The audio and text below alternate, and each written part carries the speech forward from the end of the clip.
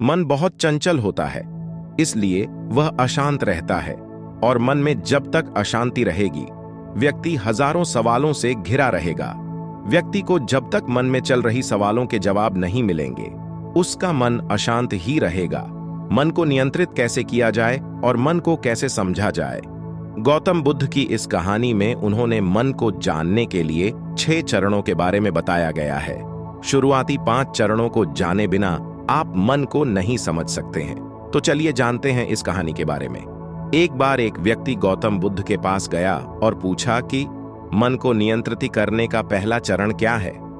बुद्ध कहते हैं, अपने मन को समझने का पहला चरण है इसके द्वारा दिए गए लालच की व्यर्थता को देखना। क्योंकि जब मन अशांत होता है तो कई तरह के लालच देता है। जिसने मन द्वारा दिए इन लालचों को पहचान लिया, उसने मन को समझ लिया। फिर व्यक्ति बुद्ध से पूछता है, लेकिन हमें यह कैसे पता चलेगा हमारा मन हमें लालच दे रहा है और वह लालच व्यर्थ है? इसका जवाब देते हुए बुद्ध कहते हैं, अनुभव से। मनुष्य मन के लालच से जिस कार्य को अतिपूर्वक करता है, उसमें उसे हानि ही होती है और हानि के बाद ही उसे अनुभव भी होता है। जैसे जिसने वास्तव में यह देख लिया कि नशा करना केवल दुख है, वह नशा मुक्त होना शुरू कर देगा। जिसने जान लिया कि ईर्ष्या से खुद का नाश होता है, वह ईर्ष्या से मुक्त हो जाएगा। मन को समझने का यही पहला चरण है। बुद्ध बताते हैं, मन को जानने का दूसरा चरण व्यक्ति बुद्ध से पूछता है। यदि व्यक्ति पहले चरण से यह जान जाता है कि वह मन द्वारा दिए लालचों के कारण दुखी है, तो फिर दूसरा चरण क्या है? बुद्ध कहते हैं, खोज पर निकलना। दूसरे चरण के लिए ऐसे व्यक्ति की खोज पर निकलना होगा जो कि पहले ही अपने मन को जानकर इससे मुक्त हो चुका है, क्योंकि वही तुम्हारा मार्गदर्शन कर पाएगा। बुद्ध बताते हैं, मन को जानने का तीसरा चरण व्यक्ति कहता है, लेकिन ऐसे व्यक्ति की पहचान कैसे होगी? बुद्ध कहते हैं, यही तीसरा चरण है। सुनना ही अपने मन को समझने का तीसरा चरण है।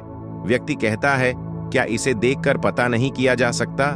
बुद्ध कहते हैं, देखने में कोई व्यक्ति बहुत शांत और अच्छा लग सकता है, लेकिन उसके मन के भीतर क्या है, यह उसके शब्दों से ही पता चलता है। लेकिन किसी की बातों पर तब तक विश्वास नहीं करना चाहिए जब तक कि वह तुम्हारे विवेक की कसौटी पर खरा न उतर जाए। चौथा चरण है कर्म करना। बुद्ध कहते हैं, कर्म ही मन को समझने का चौथा चरण है। खुद को जानने के लिए सही दिशा में कर्म करना जरूरी है, लेकिन कर्म करते हुए व्यक्ति हर बार 2 गलतियां करता है। पहली गलती है यह कि शुरुआत ही नहीं करना और दूसरी गलती पूरा रास्ता तय नहीं करना। इन दोनों गलतियों के पीछे हमारे मन की ही चाल होती है।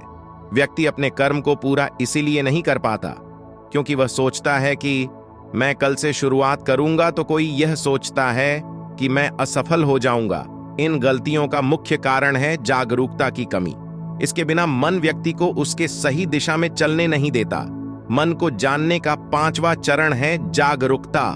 बुद्ध कहते हैं, मन को जानने और समझने का 5वां चरण है जागरूकता। इसीलिए हर कार्य को जागरूकता के साथ करो। बिना जागरूकता के साथ किया गया कार्य या फिर जिया गया क्षण मृत्यु के समान है। व्यक्ति बुद्ध से पूछता है, अपने जागरूकता के स्तर को कैसे बढ़ाया जा सकता है?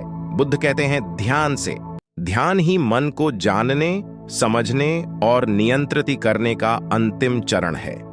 यानी ध्यान ही वह नाव है जिस पर बैठ मन रूपी नदी को पार किया जा सकता है। जिस व्यक्ति ने इन शुरुआती 5 चरणों से ध्यान को जान लिया, उसने अपने मन को जान लिया।